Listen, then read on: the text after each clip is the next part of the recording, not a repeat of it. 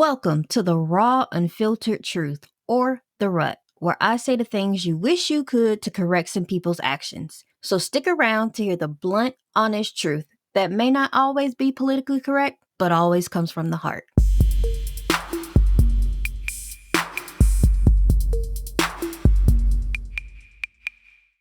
Have you ever had to deal with someone who sung you praises to your face, but then talking mince crap about you behind your back? Have you ever had to deal with someone who you thought was your friend, but turned out to be competing against you? Have you ever had to deal with someone preying on your downfall? If so, listen up, because we're going to be talking about how to spot these people and what to do with them.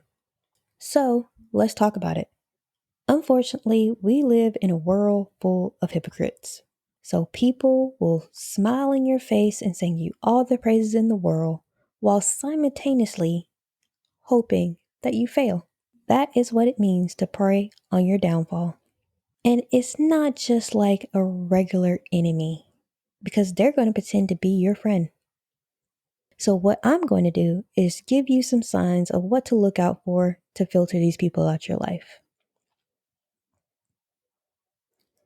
Subtle negativity. They are going to try and cast doubts on your abilities or downplay your successes. They're going to be like, oh, I don't think you can do that. Or, are you sure you can do that? Or they'll be like, oh, you only got your certification? Why didn't you get your license? Like, really? And this is all with the intention to build up self-doubt and lower your self-confidence. And they might try and hide this by saying, oh, well, I'm just trying to humble you, that's all. No, they're not. They're trying to ruin your confidence so you will fail. Number 2, sabotaging actions. This is a very big indicator that someone wants you to fail. And this could be done either by them spreading false rumors, creating obstacles in your path, or manipulating situations just for you to fail. So this can be done by them withholding information from you. If you're missing out on very important opportunities because you're not getting information, they might be trying to sabotage you, because they know that if you don't have the correct or all the information, you're not going to reach your full potential. So keep that in mind. Number 3, constant criticism. If someone is constantly criticizing every little thing you do, and I mean every little thing, all your actions, all your decisions, your behavior, if they're constantly criticizing everything that you do, they are not your friend. All they're trying to do is lower your self-confidence and instill some self-doubt in you so you won't go after your goals and reach your full potential. This can be anywhere from just always dogging on your appearance to always saying that things that you want to do is dumb. The list can go on. Number 4, excessive flattery. It can work on both ends of the spectrum. Excessive flattery is a huge red flag and can be an indicator that someone is praying for your downfall, especially if it's someone who was never on your side to begin with. If you had an associate that you never really mess with like that, now all of a sudden they're just in your face giving you all these compliments and just so proud of you and everything, like that's a red flag. That person is a wolf in sheep's clothing. Keep your eye on them, because they probably don't have your best interest in mind. So it can go on both ends of the spectrum. They can either constantly criticize you or they can constantly give you compliments. Just be careful. Anything in excess can be bad for you. Number 5, constantly disregarding your boundaries. If someone is constantly undermining the boundaries that you have set, that means that they do not care about you, your success, or your well-being. They want you to fail, because why else would they not respect the boundaries that you have set? Number 6, deliberate isolation. If someone is constantly and intentionally cutting you out of plans, they don't want anything good for you. They are constantly undermining you. If someone is constantly trying to cut you out of whatever is going on, they're praying for your downfall. And don't let them disguise it as, oh, I'm sorry, I forgot, or oh, I must have gave you the wrong information, or are you sure you didn't get it? I thought I sent it to you. I didn't mention it to you. Are you sure? Yeah, no, don't fall for any of that. They did it on purpose. They didn't want you there because they're intimidated by you. They want to isolate you so you feel alone and you feel by yourself. Don't fall for it. Number 7, passive aggressive behavior. You know, those little subtle digs, those backhanded compliments? Yeah, that right there is a sign of animosity. You know, when someone goes, oh, you're really pretty for a big girl. Excuse me? Am I pretty or am I not? It's not for a big girl. It's you're pretty, period. And then they follow up with, well, I don't mean it like that. Well, please explain to me how you mean it. I need to know. And then they want to act like you're overreacting. No, what you said was fucked up because they have animosity against you because they know that they can't be at your level. Number 8, discrediting your accomplishments. If someone is steadily trying to take credit for your accomplishments, obviously they're praying for your downfall. They're competing with you. If someone is constantly like, she only got to where she is because of me. If I wouldn't have did this, she wouldn't have got there. They're envious of what you have and you need to be aware of them because they are not someone you need to have around at all. Number 9, playing mind games or manipulative behavior.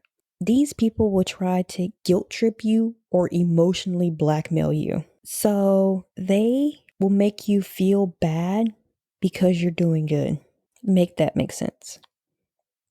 Most of these people are usually narcissists and they just can't deal with the fact that you are actually doing something that they can't do because it has to be about them. They want you to feel bad so that you can do what they want and not reach your goals. Number 10, mocking your goals. Someone who's praying for your downfall, they will mock your goals. Anything that you have that you're trying to achieve, they're going to mock it because they know that A, they could never do it, and B, that if you get there, you're going to be unstoppable.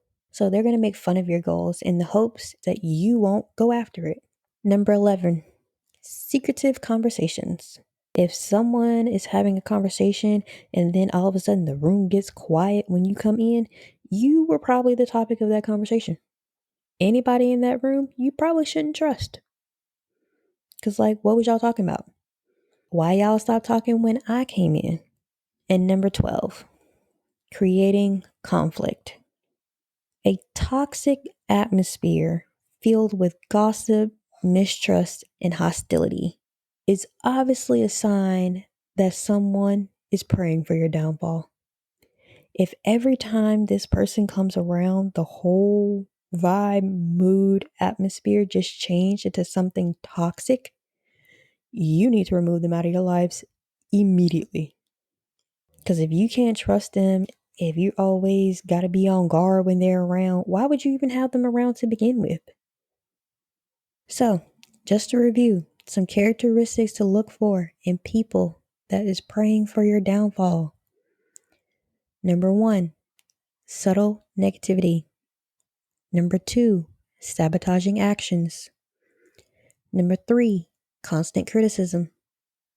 Number 4, excessive flattery. Number 5, constant disregard for boundaries. Number 6, deliberate isolation. Number 7, passive aggressive behavior. Number 8, discrediting your accomplishments. Number 9, playing mind games or manipulative behavior. Number 10, mocking your goals. Number 11, secretive conversations. Number 12, creating conflict. So now that we've gone over what to look for with these people, let's talk about how to deal with these people. Of course, being around people with such negative behavior and praying for your downfall takes a toll on your mental well being. So you start having stress and anxiety, and you lose all self confidence, and nobody wants that. So, what do we do about these people? Number one, protect yourself from their influence. And you can do this by having a great support system. All those true friends who truly actually support you and look out for your well being, them. Surround yourself with them, with your family and friends who genuinely uplift you and encourage you. They are going to be the ones that have your back because they're going to be the ones that spot these people out before you do.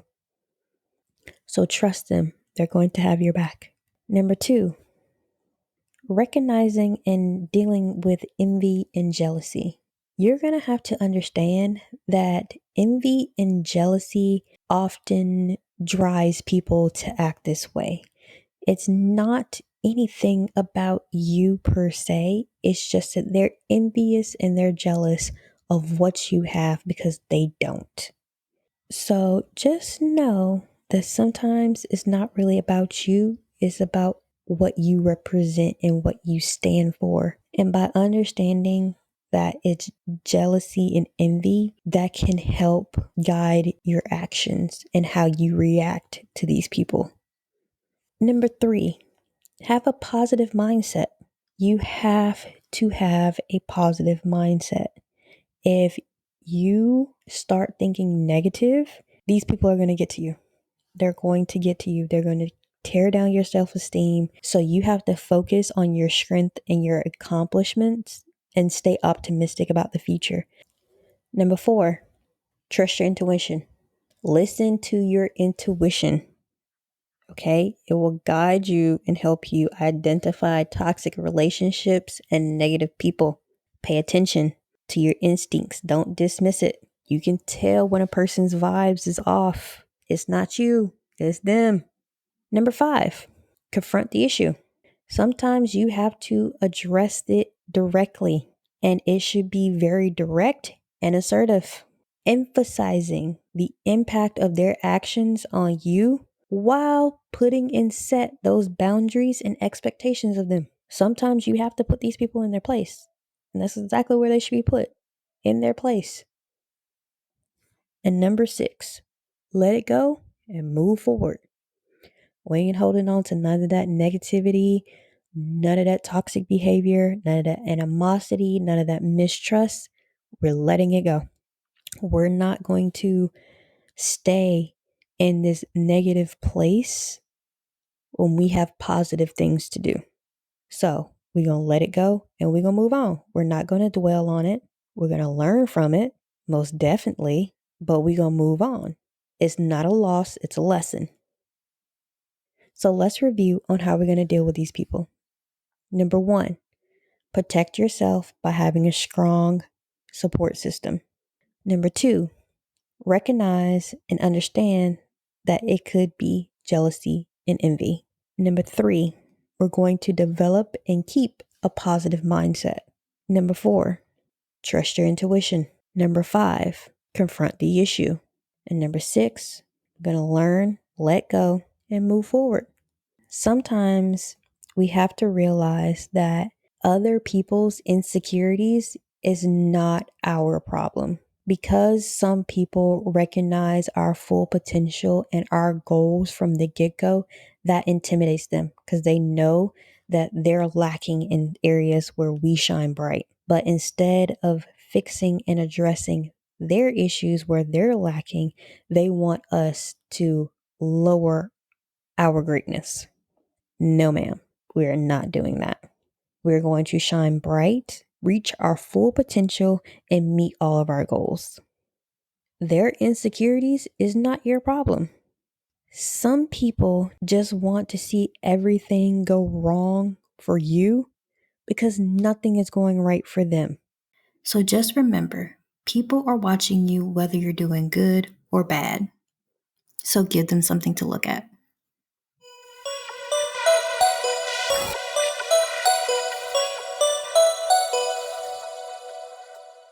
Thank you so much for tuning in and listening today. If any of this has helped you out or you have a similar story you would like to share, find me on social media at the R.U.T podcast and comment under one of the posts or leave me a message. I would love to hear them. While you're there, be sure to like and follow, and don't forget to tune in every Friday to get your dose of the truth.